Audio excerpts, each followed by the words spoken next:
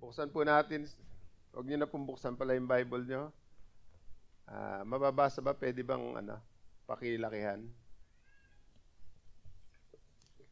Ang gagawin po natin na pagbasa ay mauna po ako sa unang verse dun sa 10 at susunod po kayo, sunod po uli ako para po pare-parehas yung mga nabasa natin. Mula po yan sa Daniel chapter 10, beginning verse 10 to 14. Muli po Daniel chapter 10, verse 10 to 14. Walang ano-ano, may kamay na biglang humawak sa akin. Dahil sa takot, nanginginig pa rin ang aking mga kamay at mga tuhod. Okay po.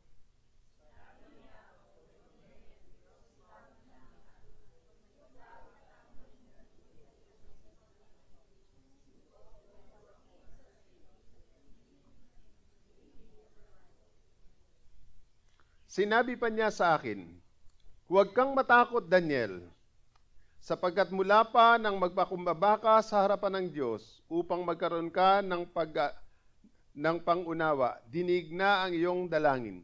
Kaya naparito ako, 13.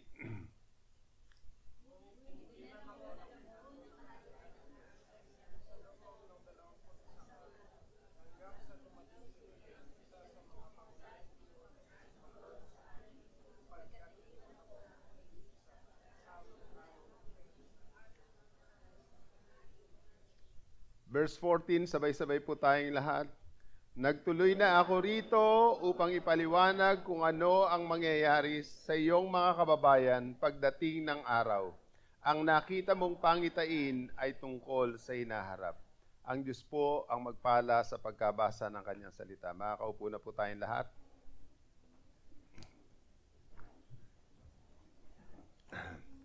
Bago pa lamang po tayo nakaka-recover sa pagbaha, nagkasunod-sunod na naman ang mga pag-ulan at ang ilan po sa inyo ay hindi maiwasang maghanap na po ng pampahid sa alipunga. Isang katotohanang nangyayari po sa atin pong minamahal na lalawigan. 22 bayan noon ang apektado at ngayon hindi pa nga natutuyo ang ibang mga lugar ay nandiriyan na naman ang mga pag-ulan. Pwede po ba nating isipin, ano kaya mangyayari kung wala pong solusyon na magagawa sa mga nagaganap ngayon? 10 years mula ngayon, ano kaya ang sasakyan natin? 4 na gulong o bangkang di motor? Ano po, naiisip niyo po ba yon? Posible po lahat na mangyari ang mga bagay po na yan. Habang tinitingnan po natin ang kapaligiran, marami po tayong mga concern na nakikita. Bagamat parang tahimik ang politika ngayon na nagsisimula na namang umingay sapagkat ang nakakagulat ngayon, yung mga tao na hindi ka naman binabati, bigla kang ia-add sa Facebook. Ano po? Nagugulat ka na lang at ang babait, marami po sila. Totoo po ba yun? Nagpapatotoo si Pastor Pio. Nitong nakaraang kagabi, no? Ay, nung isang gabi, si Pastor Pio. Yung mga nasa evacuation daw nila ay talagang yung nakuha ng mga bigas parang hanggang October pa. At meron pa yatang kasamang pera. Wow! Biniro ko, sabi ko, dapat palipat na yata kami residente. Napakapalad nila sapagkat kami po ay mapalad din na pagkalooban po kami ng stab. At hanggang ngayon ay stab pa rin. Hindi ko po alam kung may kasama ako na nadamay sa ganun pong uri ng kalalagayan. Hindi ko naman po kailangan yon. Pag may nagbigay po sa akin, pinamimigay ko rin naman yon eh. Kaya lamang po, ay parang merong hindi maayos. Ano po? Totoo po ba yun? Kung ngayon po ay merong hindi maayos, mga 10 taon mula ngayon, ano kaya ang mangyayari?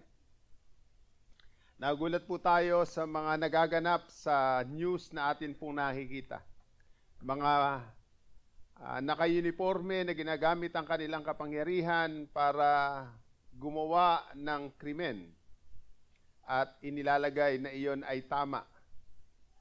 Pero sa mata ng publiko, parang hindi maganda. At sunod-sunod po ang mga nangyayari sa mga naka-uniforme, nawawala tuloy ang tiwala natin sa mga naka-uniforme na yan.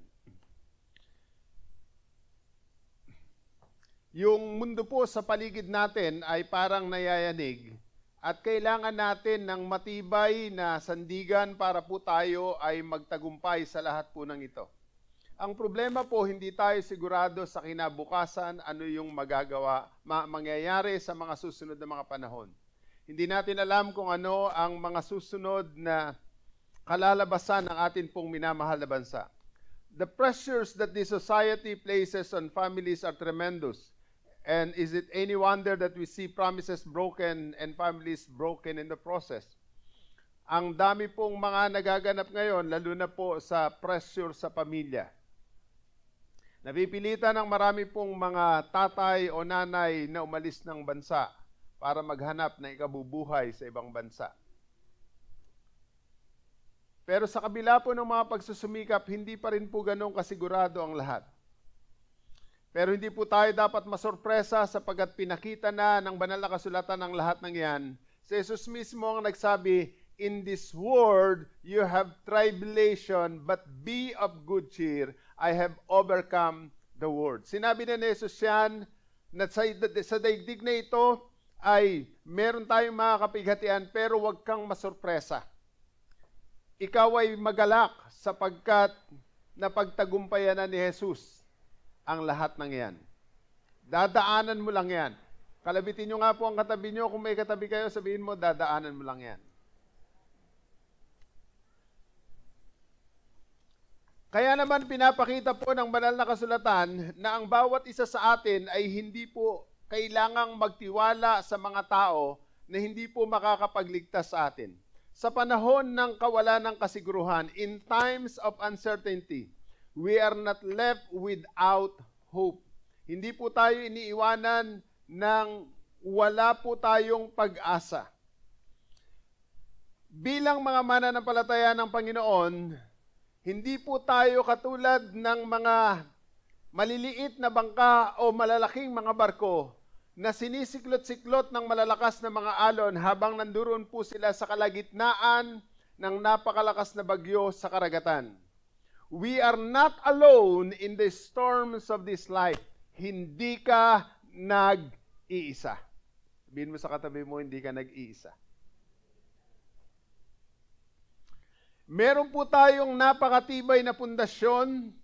Bagamat tayo po ay nasa panahon ng kawalan ng kasiguruhan, pero meron po tayong sigurado. Hindi natin alam at hindi sigurado ang kinabukasan, pero alam natin at sigurado tayo, hawak ng Panginoon ang ating kinabukasan. Pwede ba nating palakpakan ng Panginoon?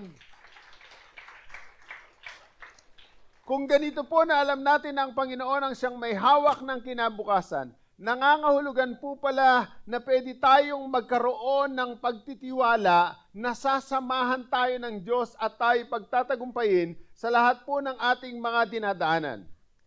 Si Daniel po sa Aklat ng Daniel ay haharap po sa isang kasaysayan na mahihirapan po siya.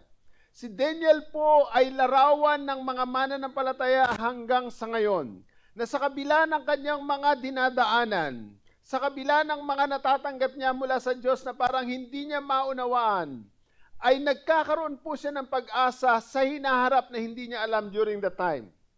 Dito po sa Daniel chapter 10, si Daniel po ay tumawag ng prayer meeting. At tinawagan niya po lahat ng mga Hudyo na nanduroon po sa kanilang lugar. At sa prayer meeting po na yung kagaya ng ginagawa nating prayer meeting, sasabihin niya sa Diyos ang lahat ng kanyang kabagabagan sa kanyang puso, yung pong nararamdaman niyang pag-aalala. He is in trouble. Kailangan niya ng mananalangin. Kailangan niya ng mga taong makakaagapay sa panalangin. Ang ginawa po ni Daniel, Sabi po roon sa Daniel chapter 10 verse 2 to 3, in those days, I, Daniel, was mourning for 3 weeks. 3 linggo po na siya po ay nag-ayuno. Sabi niya po, I ate no delicacies, no meat or wine entered my mouth, nor did I anoint myself at all for the full 3 weeks. Nagkaroon po ng tinatawag na Daniel fasting. Yung pong masasarap na pagkain para sa kanya ay hindi niya po kinain ng oras na yon sa loob po ng 3 linggo.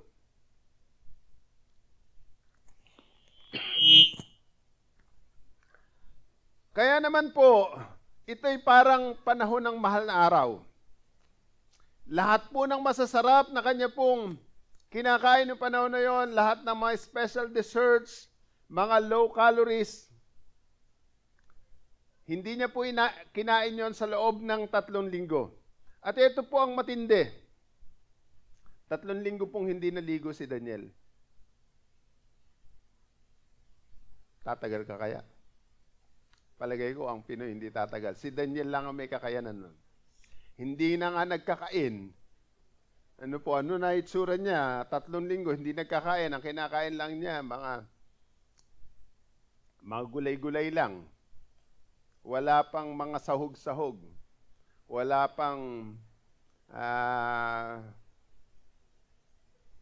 namnam. Walang magic sarap.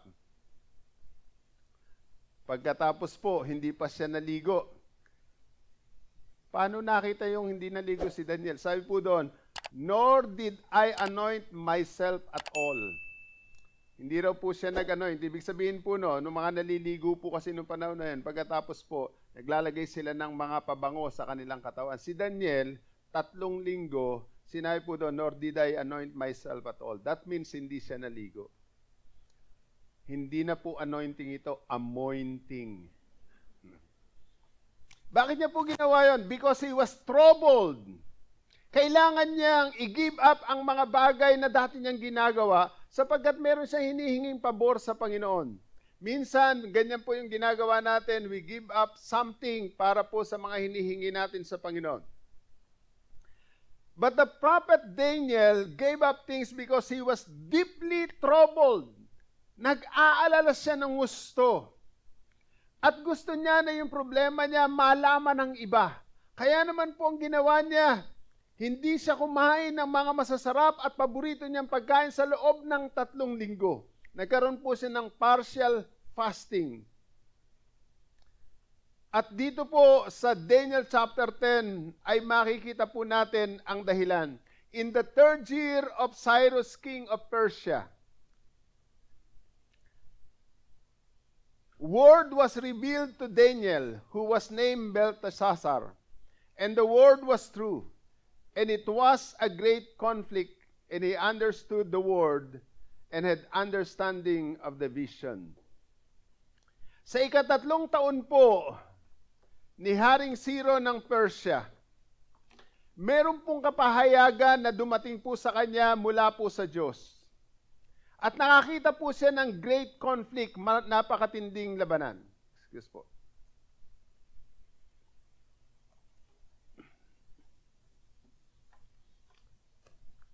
Alam niyo po ba yung nakita niyang pangitain na yon?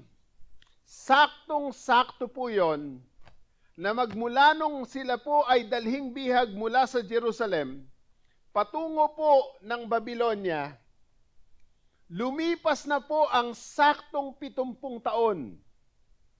Ang pangako ng Diyos, 70 years lang sila sa exile. Pagkatapos ang mga matitira pang buhay ay pababalikin lahat ng Diyos sa kanilang lupang pangako. Nung makita ni Daniel ang pangitain, exactly 70 years. Pero wala pang nangyayari. It came right at the time that the prophet Jeremiah had predicted. Alam ni Daniel na iyon ay prediksyon ni Jeremiah. 70 years. Tapos na lahat ito, pero wala pa rin nangyayari. Yung mga tao po na nandoon sa Babylon, wala pong palatandaan na sila'y aalis ng Babylon at babalik sa Jerusalem. Bakit po? Sapagkat nung sila po ay nasa Israel, sila po ay mga nag-aalaga ng tupa, mga agricultural people. Nag-aalaga sila ng mga tupa, mga kambing, mga alagang mga hayop. Pero nung sila po ay daling bihag doon po sa Babylonia, naging mga alipin po sila. Hindi na po sila ngayon mga pastol ng tupa, hindi na po sila mga agriculturist. Ang nangyayari naman doon po, sila po ay mga shopkeepers na, mga alipin ng mga mayayaman sa lugar po na yon. At ang iba po, habang nandoon in 70 years, meron pong mga tao doon na umunlad na ang buhay. Nasarapan na sila sa lugar na yon, ayaw na nilang umalis. Pero may pangako ang Panginoon, ibabalik sila. Pero ang natatanaw ni Daniel, mukhang hindi nangyayari. Marahil po sa buhay natin, may pinapanalangin naman tayo, may hinihingi naman tayo sa Diyos, pero parang hindi nagaganap, parang hindi nangyayari. Nakaranas na po ba kayo ng ganon? Meron kang gustong hilingin sa Panginoon, pero parang delay. Hindi mangyari sa timing mo. Salamat, hindi nangyayari sa timing mo, kasi mas maganda ang timing ng Panginoon. Pwede ba nating palakpakan ng Panginoon? Kaya ang ginawa po ni Daniel, nung parang walang mangyayari, humingi na siya ng panalangin. Nagsama-sama po sila para manalangin. Isa lang ang prayer items nila. Naniniwala po ba kayo na may magagawa ang sama-samang panalangin? Salamat po sa inyong pagsagot. Sabihin mo sa sumagot, sumama ka na sa prayer meeting. Ulitin ko po ulit. Naniniwala po ba kayo na malaki ang nagagawa ng sama-samang panalangin? Hindi nagbago ang tunog. Parehas lang ang sound. Ibig sabihin, naniniwala kang pwede kang pumunta rito sa prayer meeting. Bakit humina ang daigdig mo? Ano nangyayari sa inyo? Gusto natin ang panalangin, alam natin na makapangyarihan yon, pero ayaw nating magsama-sama. Nandito lang naman kayo sa Bulacan. Maliban na kung kayo po ay nasa malalayong mga lugar dahil kayo po ay nagtatrabaho. Alam niyo po ba yung mga kapatid natin nagtatrabaho sa malalayo? Umaattend po ng prayer meeting via online. Malayo. Sabihin mo sa katabi mo, malayo sila, hindi ikaw yun. Sabihin mo sa katabi mo. Yung iba nga rito, malapit na kahit prayer meeting, hindi umaattend. Meron kayo kilalang ganon? Huwag mong tingnan katabi mo. Baka kala'y sinusumbong mo. Daniel was greatly concerned about this. Kaya naman siya po ay nanalangin. Nagsama-sama po sila, isang prayer item nila. Sa mundo po na ito na walang kasiguruhan, saan ka lalapit para makakuha ng sagot? Sino ang pagtitiwalaan mo?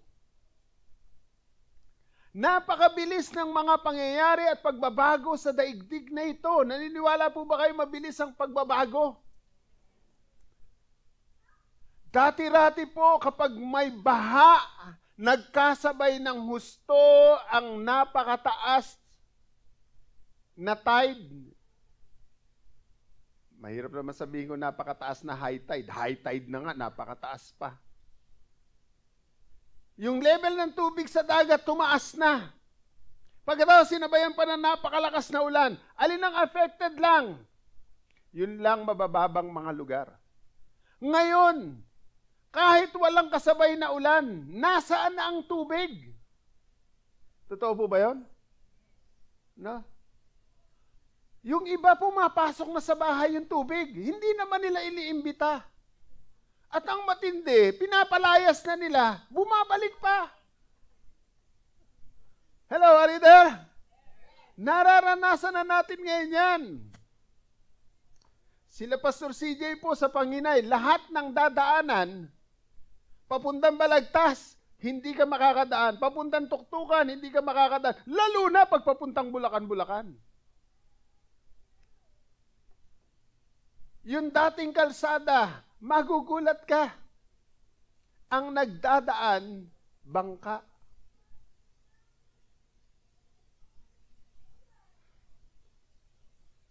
Sa kalagitnaan po ng mga kawalang kasiguruhan na ito kung ano mangyayari sa ating kinabukasan, si Daniel po ay hinipo ng Diyos ang kanyang puso at binigyan ng pag-asa na kanyang pwedeng panghawakan.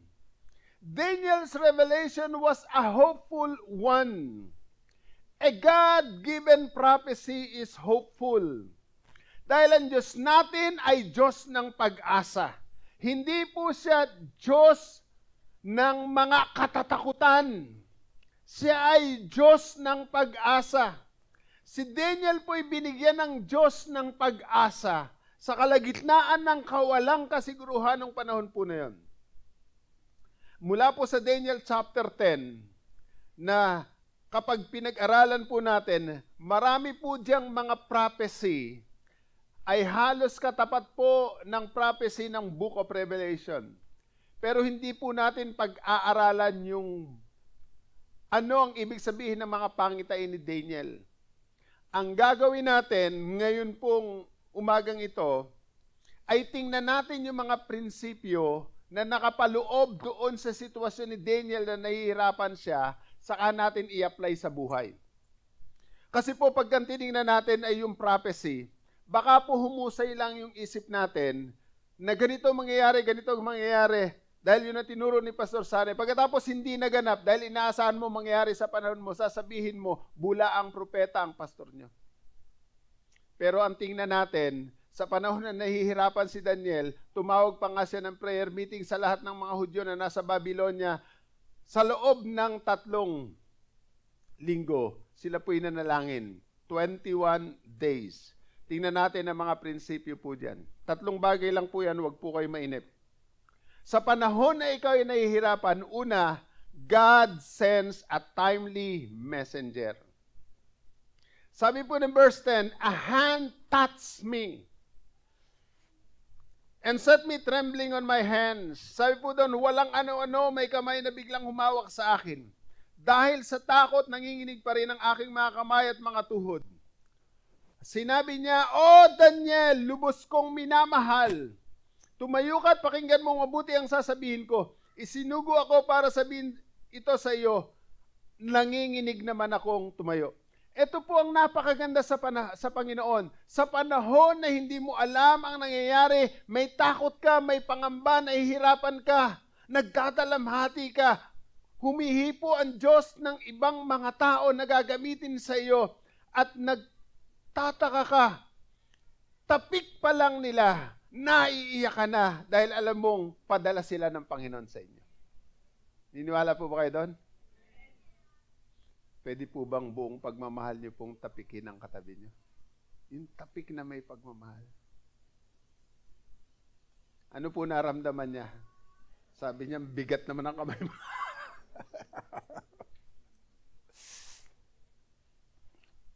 An angel sent to Daniel.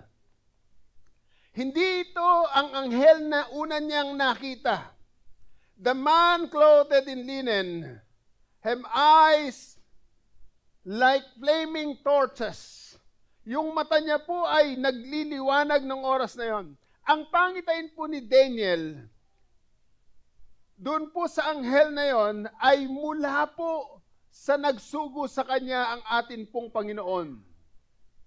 At nung makita ni Daniel ang isinugo ng Diyos, siya'y nanginginig sa takot kasi hindi niya pa naunawaan. At dito po, sabi ron, a hand touched me and set me trembling on my hands and knees. Pero po yung verse 11, napakaganda po ng sinabi ng verse 11. Sabi doon, O Daniel, lubos kitang minamahal, tumayo ka at pakinggan mong mabuti ang sasabihin ko. Isinugo ako para sabihin ito sa iyo. Tingnan niyo po ang mga bagay na yan. Ang Diyos sa panahon ng iyong pamumroblema, nagpapadala siya ng tamang tao para palakasin ang loob mo. Totoo po ba yun? Sino po sa inyo nakaranas na minsan kayo nahihirapan at pagkaraan sa hindi mo inaasahang pagkakataon? Bakit yung tao na yun, hindi mo naman inaasahan? Dumating. At nung makausap mo, lumakas ka. Totoo po ba yun?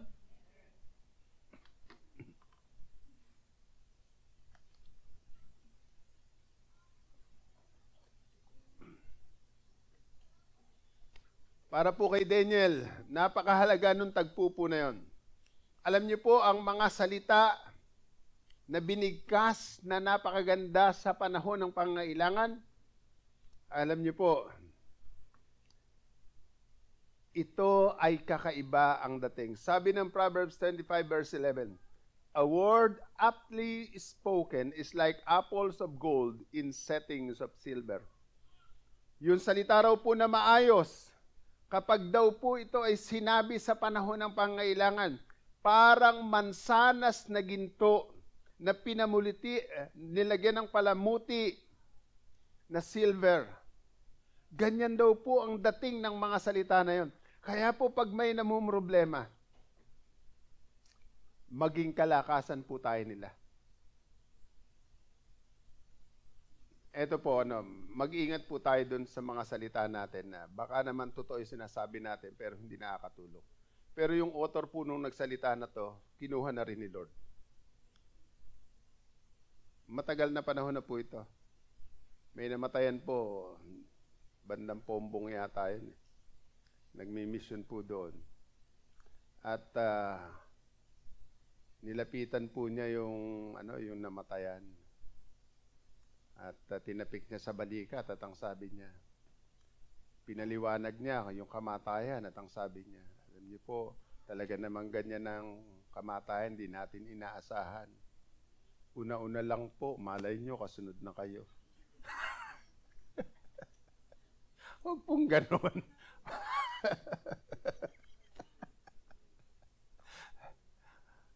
Kailangan po, palalakasin natin sila, huwag niyong pahihinain ang loob.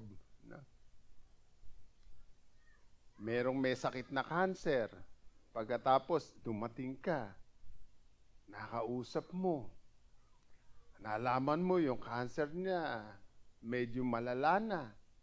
Tapos ang ikukwento, alam niyo po yung kapitbahay namin, ganyan nilibing kahapon. Mamili naman po kayo na sasabihin. Sabihin mo sa katabi mo, mamili ka naman na sasabihin mo. Nahihirapan ang loob mo kung ano-ano pa sinabi mo. Ano?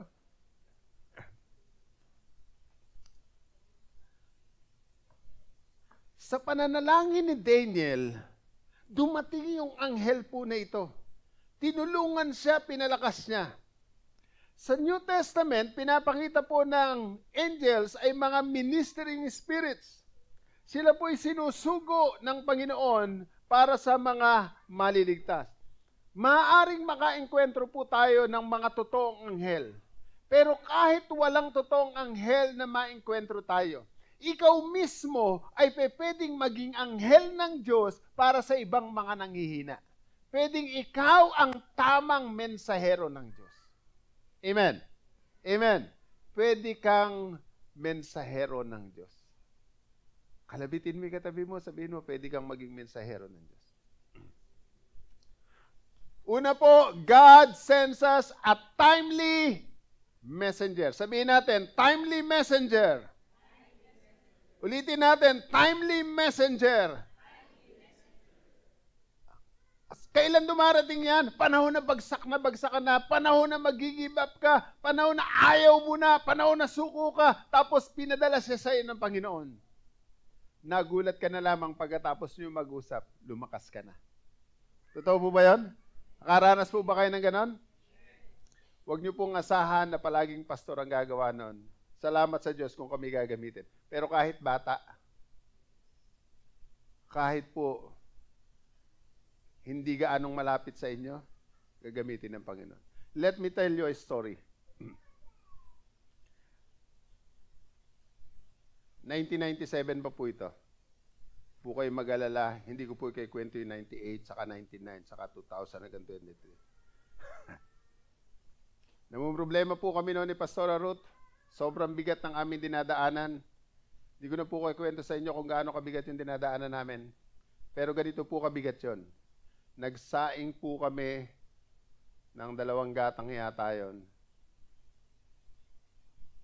At pagkaraan po, sa bigat ng aming dinaanan, nung buksan na po namin yung kalan, yung kaldero, kung gaano po kataas yung sinaing, ganun na rin po kadami ang uod at malalaki pa po doon sa butil ng kanin. Ano po ang ibig sabihin nun? Sa loob ng ilang araw o linggo, hindi namin nagalaw ang kaldero po na yun. Sa bigat ng aming dinadaanan. And you know what? Ang Diyos ay nagpapadala ng timely messenger.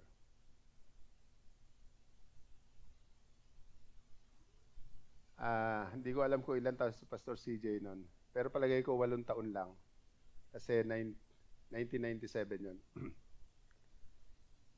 Nakita niya po kami mag-asawa.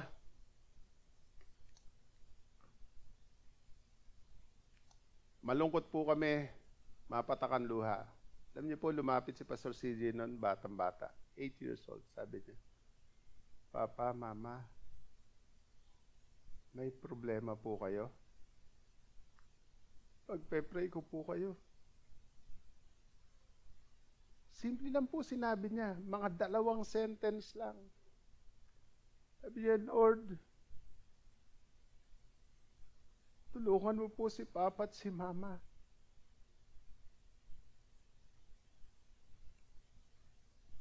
Samahan mo po sila. Alam niyo po, hindi ko na ma-recall yung exact prayer during that time. Pero sapat na po yun. Para sabihin naming mag-asawa, hindi na tama itong ginagawa natin. Nagko-contemplate na tayo doon sa mga problema natin. Kaya po nung oras na yun, nag-ayos kaming mag-asawa at pagkaraan po pumunta po kami doon sa kusina. Doon namin nakita na yun pong kaldero, puro uod na. Salamat. Kahit bata, pwedeng gamitin ng Panginoon. Pwede ba nating palakpakan ng Diyos? Nung bata siya, ginamit ng Panginoon. Lalo ngayon, mas lalo siyang ginagamit ng Panginoon. Amen. Amen. Kaya po, ang Panginoon, nagpapadala lagi ng timely messenger. Pangalawa po, God graces us with truth motivator. Truth motivator. Sabi ng verse 12, sinabi pa niya sa akin, huwag kang matakot, Daniel, sapagkat mula pa nang magpakumbaba ka sa harapan ng Diyos upang magkaroon ka ng pangunawa, dininig na ang iyong dalangin. Kaya naparito ako. Nagpe-pray si Daniel. Naghihintay siya ng sagot. 21 days na hindi pa dumarating. Pang 21 days, bago matapos ang 21 days, saka dumating ang timely messenger po na ito na magiging truth motivator po niya. Ito yung natutunan ni Daniel habang siya nananalangin. And posible po na matutunan din natin habang tayo nananalangin. In effect, ganito po ang sinasabi po ng anghel na ito. Sabi po, tingnan niyo po yung verse 12. Daniel, since the first day that you set your mind to get understanding and to humble yourself before your God, your words were heard and I have come in response to them. Ipinapakita po nito na kung totoo kang nanalangin, kahit gaano pa katagal yung pinanalangin mo na yon, seryoso ka sa panalangin na yon, nung araw na yon, nauna kang nanalangin, dininig ng Diyos ang panalangin mo. But it's one thing for God to listen to your prayers. Ibang bagay po yung kung kailan niya sasagutin. Ang totoo po, ang Panginoon ay pinadala na yung timely messenger. Pero sa loob ng 21 days, hindi nakarating kay Daniel. Kaya nung makarating po yung timely messenger, hindi lang siya timely messenger, truth motivator na po siya.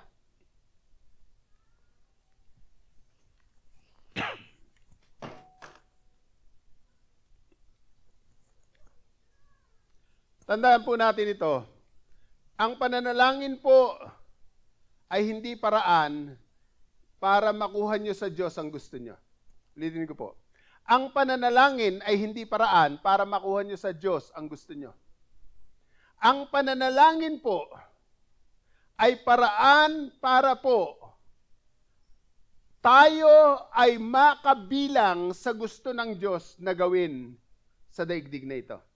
Maging bahagi ka ng gustong gawin ng Diyos sa iyo. Kapag ikaw ay nananalangin, gusto mong maging bahagi sa gustong ipagawa ng Diyos. Are you there? Amen?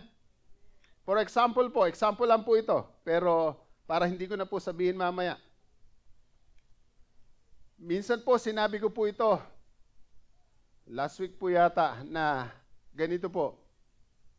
Madalas po, makikita ako sa itaas ng JR ka, sa rooftop. Diyan po ako madalas nagpe-pray. Huwag lang pong umuulan. Madilim-dilim pa po, nandiriyan na po ako. At dahil nalinis na po ng mga nanay at ng mga ilang mga taga-JR ka teachers, yun pong mga classroom natin mula second floor hanggang po doon sa baba. Pagkatapos ko pong mag-pray, na-excite po ako na tingnan at tuwan-tuwa po ako sa linis po na nangyari, ginawa po ng ating mga nanay at mga JR ka parents. Pwede ba nating palakpakan ng Panginoon sa buhay nila? On the other hand po, pagbukas ko po ng pinto na yon, sinalubong po ako ng init. Mainit po yung kwarto. At alam niyo po, nangungusap ang Diyos sa akin na ipaalam ito sa inyo. Na kung gusto nyo pong maging bahagi ng pagbili ng 3 aircon para po doon sa atin pong 3 classroom, pwede po. Hindi po kailangang malaki ibigay nyo. Pag nagkatulong-tulong po tayo, within this month lang po, September, at po buong September, every Sunday, kung magkano pong maibibigay nyo, magiging bahagi po kayo nun. Kailangan natin ng mga 168,000. Imposible ba yan? Naniniwala po ba kayo na kayang ibigay ng Diyos yan? Sabihin mo sa katabi mo, meron nang nagbigay. Ulitin niyo po, meron nang nagbigay. Dagdagan niyo pa po, sabihin mo sa kanya, nasa bulsa mo pa lang.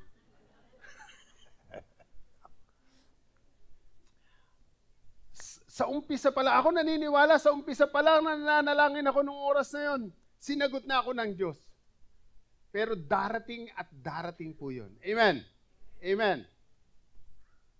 Pero pag hindi ko po sinabi sa inyo, kasalanan ko. Kasi parang gusto ng Panginoon, maging bahagi po tayo lahat.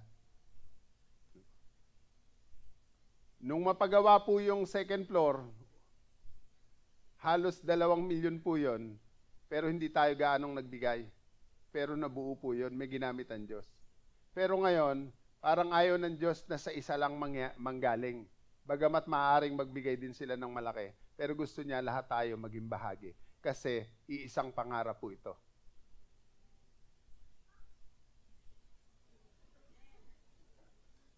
Gusto ng Panginoon, hindi lang sa isa mangyari, bagamat maaaring magkaloob din sila ng malaki. Pero gusto ng Diyos, maging bahagi tayo lahat. Kailangan talaga 2 beses.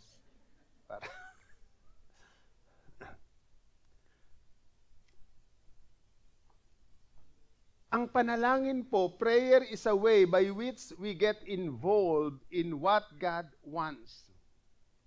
Kaya po, God has an exciting activity. Gusto niya ma-involve tayo sa exciting activity na yun. Kasi pag nagtagumpay yun, hindi lamang tagumpay ng isa, tagumpay ng lahat yun. Amen? Amen. Maaaring iniisip niyo po, Pastor, di ba may mga tuition fee naman? Alam niyo po ba last year, yung tuition fee po, sakto lang sa 5 buwan. Tanongin niyo po si Pastor Ratel, siya po nagtuos eh. The rest ng mga gastos, electrical bill, water bill, miscellaneous expenses, salary ng mga teachers, alam niyo po ang tumulong church natin. Pinakamababa po noon, 1 milyon. Noong nakaraan taon. Kaya kung hindi po tayo magtutulong-tulong, yung pangarap natin na makatulong sa mga bata na ito. Kasi po, hindi po mataas yung tuition fee natin. Tayo po pinakamababa sa buong Bulacan-Bulacan. Tanongin niyo po yung mga DRK mothers. Totoo po yun. Kahit mag-survey ka sa buong Bulacan. Pinakamababa po tayo. Bakit? Misyon ang nasa isip po natin. In the very first place. Kaya naman po, marami tayong mga mothers na nakakasama natin sa pagsamba sa lugar na ito. Salamat, nagiging bahagi tayo ng buhay espiritual nila. Amen? Amen? Kaya naman po, samahan nyo kami sa panalangin na ito. Sabi po ni Jesus Christ, lahat ng humahanap, nakakasumpong. Ang humihingi, binibigyan. Ang kumakatok, pinagbubuksan. Kaya naman po, humingi lang tayo ng humingi sa Panginoon, kumatok ng kumatok, at tayo po ay sasagutin ng Panginoon. Si Daniel, nanalangin po siya at ibinigay ng Diyos ang sagot. At dito po yung truth motivator ay ipapakita bakit na-delay. Kala ko ba first day pa lang na nag-pray, pagkatapos ay napakinggan na ng Diyos, pinadala ka na, bakit hindi ka agad nakarating? Ano nangyari? Pares din ba yan ng Pilipinas? Mula sa Bulacan, puro traffic bago ka makarating ng Manila? Hindi po gano'n ng Diyos. Sinagot ka kaagad niya. Ano po? Pero, meron pong labanan na hindi natin namamalayan. Although the answers from God was sent immediately, it did not arrive for 3 weeks. Ano po ang sabi po ng angel na ito kay Daniel? The prince of the kingdom of Persia withstood me 21 days. Sabi po ng prince of Persia, kasi yung, sabi po ng anghel na ito, kasi yung prinsipe ng Persia, ang tinatawag po na prinsipe ng Persia, yung angel, yung territorial spirit sa lugar po na yon, yung demonyo po na namamahala sa lugar na yon, hinadlangan ang angel na pinadala ng Diyos. At alam niyo po, sumagot na ang Panginoon eh. Si Daniel nahihirapan 21 days na. Noong 21 days na yun, bago matapos, pinadala ng Diyos ang anghel na ito. Nakarating naman siya pagkatapos ng maraming mga labanan. Now, hindi lamang po timely messenger tayo po ay truth motivator. Nagiging kalakasan po tayo ng iba. Kayo po ba ay naging kalakasan na ng iba? Naging kalakasan na po ba kayo ng iba? Pwede po ba tumayo tayo lahat? Hindi pa po ako tapos ha, tayo po kayo lahat. Tayo po tayo lahat. Iwanan niyo po ang mga gamit niyo. Yan. Ganito po. Sige po, tayo po tayo lahat. Ang gagawin po natin ay magiging truth motivator po tayo. Papalakasin natin ang ating kapwa. Yung mga nandirito, lilipat kayo rito. Yung mga nandirito, lilipat kayo rito. Guguluhin niyo po yung paligid niyo at ang gagawin po natin ay ganito. Magbabanggit kayo sa mga namumukaan nyo o kakilala nyo ng magagandang salita. At sasabihin mo pwede mo sabihin sa kanya, papanalangin kita, kaya mo yan, lakasan mo loob mo. I don't know kung ano sasabihin nyo, pero sana ang babanggitin nyo po, magpalakas sa iba. Okay po ba yun? Hanggat hindi ko yun nakakasampo, wag po kayong tumigil. Magsimula na po tayo ngayon. Sige po, magagandang mga salita. Sige po, magagandang mga salita.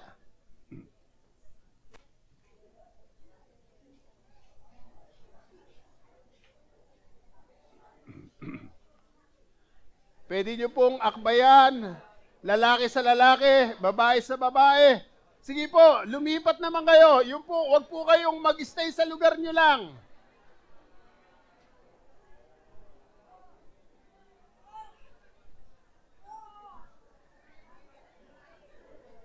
Palakasin nyo po ang inyong kapwa. You are a truth motivator.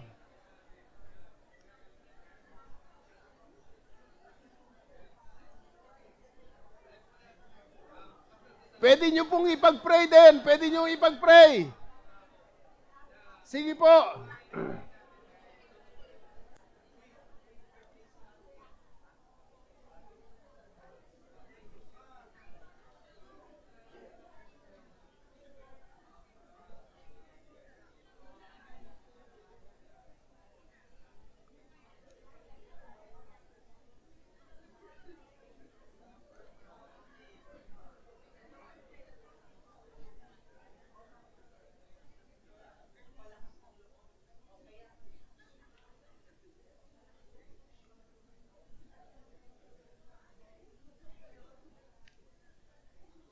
Amen. Pwede ba natin palakpakan ng Panginoon?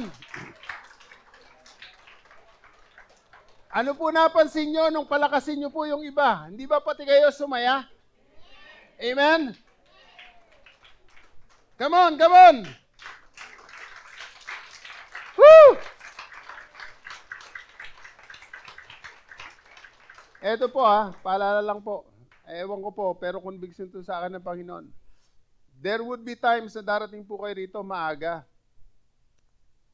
Bagamat gusto po nating mag-start ng tama, palagi pong nagkakaroon tayo ng mga problema with regards sa technology.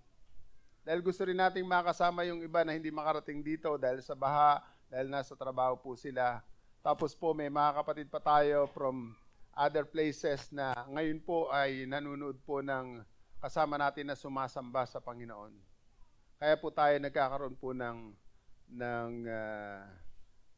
online na setup.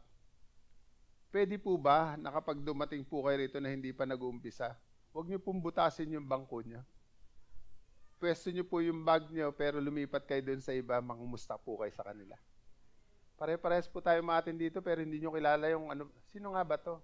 Kilala. Ikaw yun na no. Hello, naunawaan niyo po ba yun? Amen? Sa susunod po na mga pagpunta natin. Amen? Come on, malakas na palakpak sa Panginoon. Nakakaupo na po tayo. God sends us at timely.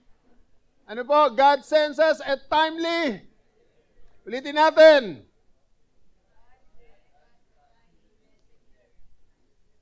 Gumala lang kayo ng bahagyan na wala na yung tinuro sa inyo.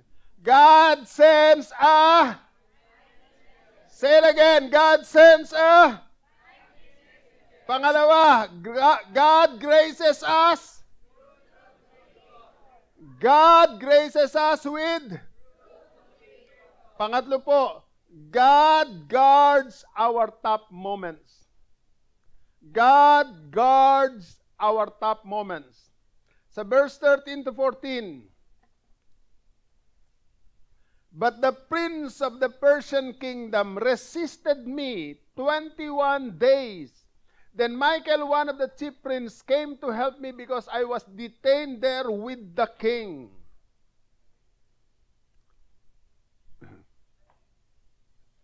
Look at that. Sa panahon na napakahirap na sitwasyon mo, pinoprotektahan tayo ng Diyos. Hindi mo lang namamalayan yon. Iniisip mo parang nag-iisa ka na lang sa mundo. Parang ikaw na lang ang nakakaranas ng nararanasan mo. Kapag may umalo sa iyo, ang sinasabi mo pa sa nagsabi sa iyo, sa nag-aalo sa iyo, sa gusto mo na lang, hindi nila alam kasi tinatala ka. Meron kayo kilalang ganon? Yung alam mo na tinatala ko. Kung makapagsalita ka, parang ikaw na malakas. Meron kayong kilalang ganon? Wala. Ngayon nyo lang nakita eh. No. Ganun yung best actor. Pero totoo po yun. Akala natin, tayo lang ang dumadaan sa ganung problema. Akala natin, tayo lang ang nahihirapan. Akala natin, nag-iisa na lang tayo sa mundo. Pero hindi mo alam, nagpadala na ang Diyos. Maaring anghel, maaring tao, pero ang Panginoon, ang Espiritu Santo niya, ginagabayan ka na. Kaya ka nga nakakatayo pa. Kaya nga sa kabila ng ikaw ay nagmumukmok, namumroblema, nanduro ka pa rin sa sitwasyon na yon. Pero kung hindi ka sinamahan ng Panginoon, ano na kaya nangyari sa iyo? Salamat, sa kabila ng mabigat na problema, iniingatan tayo ng Panginoon. Palakpakan natin ang Diyos na buhay. These evil angels, the king of Persia, ay nagpapakita po ng mga nangyayari sa buong sandaigdigan. Ito po yung nakita sa pangitain nito pong si Daniel. There are evil angels, there are good angels, ministers of good, justice, and truth. Kaya po yung evil angels, saka yung angels of God, they are in conflict. Naglalabanan po sila. Kapag nag-pray ka, Yung angel of God, ipapadala yan ng Diyos yung sagot sa panalangin mo. Pero bago makarating sa iyo, doon pa lang sa kalangitan, ito ay pinipigil na ng mga dyablo. Kaya huwag kang titigil sa panalangin hanggat hindi napapasa iyo. Amen. Ibibigay din ng Panginoon yan. Hindi naman magtatagumpay ang masama laban sa atin dahil ang Diyos ang kasama natin. Pwede ba nating palakpakan ang Panginoon? Ipinapakita po rito na kaya may delay sa prayer. Kapag po may pagkakataon na barang ang tagal-tagal na ng prayer nyo, hindi pa nangyayari, alalahanin po natin na meron pong conflict, may labanan. No delay can ever throw God's schedule off. God is never too late nor too soon. Ang Diyos ay hindi nauli, hindi siya nahuli, hindi rin siya naaga. Nagmukhang kapampangan pa ako. Hindi siya nauli.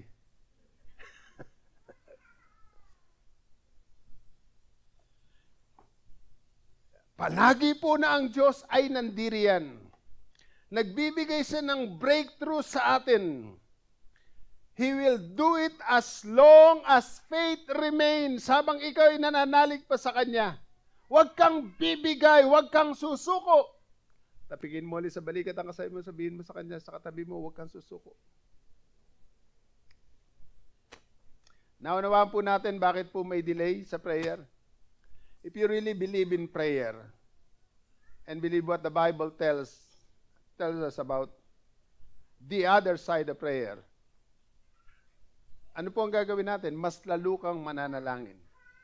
This is the philosophy beyond our church prayer meetings. Makikita niyo po diyan, meron pong warfare moments. Sabi ng verse 13, But the prince of the Persian kingdom resisted me 21 days. Pinigilan ako ng pinuno ng kaharian ng Persya sa loob ng 21 araw.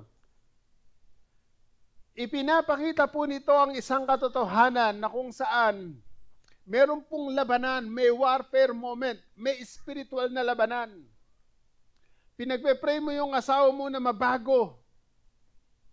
Nagtataka ka, mentras pinagpe-pray mo, mas lalong tumindi pa, Bishop. Lord, magbago asawa. Nagbago nga. Dati, Jean, naging tanduay. Hello? Lord, na pinagpe-pray ko magbago. Hindi po bago. Dati po'y 4 kantos, ngayon long neck na.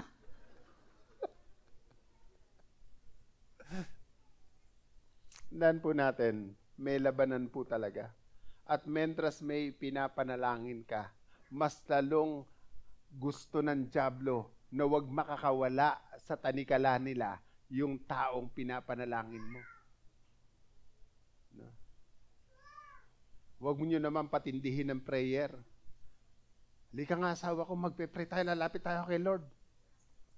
Tapos nung hawak-hawak mo na ng kamay, kung todo luhod ka pa. Tapos sabi, Lord, baguhin mo po asawa ko, napakasama niya. Natutuloy yung asawa mo, ang believer, nag-pray din. Panginoon, pwede ba unahin mo na itong asawa ko? Pag ganon. Pagka ganon na lahat ng kasalanan ng asawa mo, isumbong mo na hindi katabi yung asawa mo. Parang binungangaan mo lang ng may kabanalan. Pagka ganon, hawak-hawak mo pa sa kamay. Hello, hindi rin po ba kayo? Alam niyo ba yung sinasabi ko na yon? Ganda-ganda nga nung panalangin mo, pinatatamaan mo na may asawa mo. Kaya tuloy hindi ma-born again. Hindi makakasama sa pagsamba sa Panginoon. Tingnan niyo po. God guards our top moments. Meron pong warfare, saka po waiting moments. Yan po yung warfare moment po na yan. May labanan. Ang pangalawa po, meron pong waiting moment. We see that Daniel's pleading with God influenced the events of history. Ang Diyos po ang kumilos sa buhay ni Daniel para po manalangin. Ito po, tandaan nyo, God is not dependent on our prayers. Sasagot ang Diyos o may gagawin siya hindi dahil nanalangin ka. Sasagot ang Diyos, magbibigay ng magagandang bagay, hindi dahil nanalangin tayo, bagamat tinuruan tayo manalangin. Sasagot ang Diyos dahil mabuti ang Diyos. Amen. Tingnan niyo po ang example na ito. Yung mga nanay at tatay na hinihingian ng baon ng anak, binibigyan nila ng baon ng anak kasi humihingi ng baon yung anak. Pero may pagkakataon, hindi pa siya humihingi, binibigyan na ng magulang. Bakit? Mabuti ang magulang. Naunawaan niyo po ba yun? May mga bata na kapag binigyan ng baon, nagre-reklamo pa, kakasya ba naman yun eh? May kilala kayong ganon? May ganon na mga bata. Pero sa kabila noon, bakit nagdadabog na yung anak, gumagawa pa rin ng paraan yung nanay? Kasi mabuti yung nanay. Naunawaan niyo po ba yun? Ang Diyos ay mabuti. Kaya sa kabila ng ating kasalanan at mali, sumasagot pa rin ang Diyos, tinutulungan pa rin tayo, kinakatagpo pa rin ang ating pangangailangan. Salamat sa Diyos. Napakabuti niya. Pwede ba nating palakpakan ang Panginoon? Sabi ng verse 14, Now I have come to explain to you. Nandito ako, Daniel, papaliwanag ko sa iyo ano nangyari. Ano mangyayari sa kinabukasan nyo? For the vision concerns a time yet to come. Kaya po yung pong panalangin ay napakabisa. Napaka makapangyarihan po nito. Yung angel mismo ang nagpaliwanag nito kay Daniel, bakit na-delay yung prayer, tapos ang angel din na magpapaliwanag, ano yung mga mangyayari sa mga susunod na panahon. Makapangyarihan ang panalangin. Do you believe it? Sabi po na ng reyna ng Scotland, si Mary Queen of Scotland, mas natatakot daw siya sa panalangin ni John Knox kaysa sa napakaraming mga sundalo na lulusob sa kanilang bansa. Could you imagine that? Mas takot siya sa prayer ni John Knox kasi nangyayari kaysa doon sa lumulusob na mga kalaban. Sabi ni Mary, Queen of Scots. Meron po tayong waiting moment. Sabi po riyan, nagtuloy na ako rito upang paliwanag kung ano mangyayari sa inyong mga kababayan pagdating ng araw at nakita mong pangitain na tungkol sa inaharap. Now, nakita natin ngayon, ano ang tunay na kapangyarihan sa likod po ng ating panalangin. It is not in the praying, but in God alone. Ang prayer po natin, wala pa yung kapangyarihan, malibang sumama ang Diyos sa prayer natin. Naunawaan niyo po ba yun? Ulitin ko po, walang kapangyarihan ng panalangin kung binanggit mo lang. Pero yung panalangin mo kapag sinamahan ng Panginoon, nagiging makapangyarihan.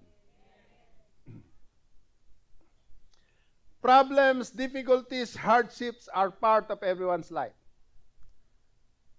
Pero merong ibang mga tao na handle nila ito ng maayos. Nagkaroon na sila ng mental toughness para po harapin ang mga bagay na ito.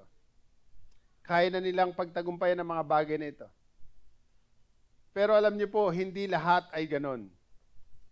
Minsan, nagtataka ka sa iyong paghihintay, parang lalong tumatagal. Parang hindi kumikilos ang Diyos. And you know what? Something actually happens while nothing is happening. Bagamat wala kayong nakikitang nangyayari, totoong may nangyayari. Totoong may nagaganap. Ang Diyos ay hindi tumitigil sa pagkilos sa buhay natin. Natutulog ka na, may ginagawa pa ang Diyos. Namamahinga ka na sa tanghali, may ginagawa pa ang Diyos. Nagpe-pray ka, may ginagawa ang Diyos para sa buhay mo. Hindi tumitigil ang Diyos ng pagkalinga sa atin. Pwede ba nating palakpakan ng Panginoon?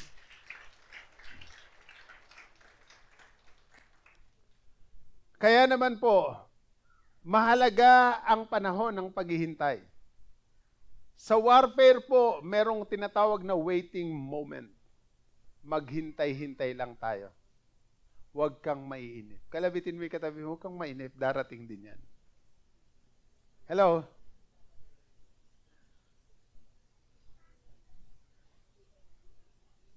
Nagtanim ka ng bayabas ngayong umaga, gusto mo sa hapon, may malaglag ng bunga. Walang ganun. Maghihintay ka talaga. Sabihin mo sa katabi mo, maghintay ka. Hello, hindi rin po ba kayo? Nagtayo ka ng negosyo, gusto mo bukas tumubo na kagad. Walang ganun. Talagang may proseso po yan, hihintayin mo yan.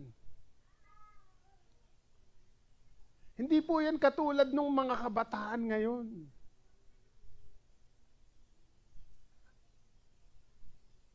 Nag-friend request doon sa isang babaeng, sa isang dalaga na nakita niya. Ganda. Tinanggap yung kanyang friend request. Sumunod na araw, nagpalitan na sila ng messages. Sabi niya, ganda mo. Sabi niya, ikaw din. Pogi mo. Naniwala na sila. Tapos meron ng mga emoticon, heart, naka-smile na. Nung nagkita, iba palang picture ang inilagay. Meron kayo kakilala na ganyan? Gusto nyo kasi mga hadalian. Now, let me end up in this. Anything worth doing in life will involve high-pressure situations along the way. Yung magkaroon ka po ng discomfort, hindi po masama yun. Ang katotohanan po, kung may discomfort ka, ibig sabihin, meron kang ginagawang maganda. Ang maganda pong pananaw sa mahirap at mabigat na tagpo ng buhay, na tingin natin ay unfair, alam niyo po, alalahanin natin na lahat ng ginagawa natin, minsan mas mahirap, para bagang yun pa ang talagang kalooban ng Panginoon. Alam niyo po, minsan mas nahihirapan ka, mas nanduron pa yung kalooban ng Panginoon. Hello? Hindi na po ba kayo? Gusto kasi natin mga instant. Hello, hindi rin po ba kayo? Mga instant. Ano yung instant? Gusto niya instant na magkapera. Gusto niya instant na meron siyang mga pangailangan niya. Kaya kahit hindi niya kaya, no, gagawa siya ng paraan. Paparahin niya yung nakamotor, ano, na merong kumot sa ulo. Hihiram siya ng pera kasi may bibilin siya. Kaya pati yung hindi niya kailangan na kumot at saka yung kulambo, kasama sa nautang niya. Pinipilit kagad kasi natin, hindi pa natin kaya. Hintay-hintay ka lang. Okay ba yon? Di rin po ba kayo? Hindi madali po ang mga bagay sa daigdig na ito. Pero pansinin niyo po, bagamat mahirap at mukhang hindi sa Diyos, minsan yun pa ang totoong sa Diyos. Kailan nagtagumpay si Jesus? Nung bang siya'y pumasok doon sa Jerusalem at nagbubunyi ang mga tao, Hosanna to the Son of David, Hosanna to the Son of David. Hindi. Kailan siya nagtagumpay? Nung siya'y pahirapan, ipako sa krus, ilibing, saka siya nagtagumpay. Kasi pagkaraan ng 3 araw, mabubuhay siyang magmuli mula sa mga patay. Doon siya nagtagumpay. Hello? Gusto natin minsan smooth, madalian. Huwag ganun. Sabihin mo sa katabi mo, huwag ganun. Anything worth doing in life will involve high-pressure situations along the way. Pangatlo po, setbacks are a part of life and provide us with comeback opportunities. What is setbacks? You fail, but you are not a failure. Sumabit ka, pero totoo, hindi ka mananatiling sabit. Pwede kang mag-bounce back, makabalik para magtagumpay. Sasamahan ka ng Panginoon, makakabalik ka, magtatagumpay ka uli. Amen. Gamitin mo na yung problema mo ay paraan ng Diyos para ikaw ay magtagumpay. Yung krus ni Kristo, yun pong libingan ni Kristo, ang naging dahilan upang makamtan ni Jesus ang korona ng pagtatagumpay. Mahirap, pero mula sa problema dinaanan, sa mabigat na sitwasyon, doon siya nag-bounce back at nagtagumpay. Pangatlo, adversity will make you dependent on God. Clarify your motives and reaffirm or change your goals. Alam niyo po ba kapag sino po naniniwalang kapag may problema, mas gusto natin lumapit ng gusto sa Diyos kasi hindi na natin kaya? Lalo kapag yung sitwasyon napakahirap, ano gagawin mo? Magdidepende ka na ng husto sa Panginoon. Kaya minsan mas masarap, may dinadaanan kang problema kasi natututo kang lumuhod sa harapan ng Panginoon. Palakpakan natin ang Diyos na buhay. Come on, tayo po tayo lahat.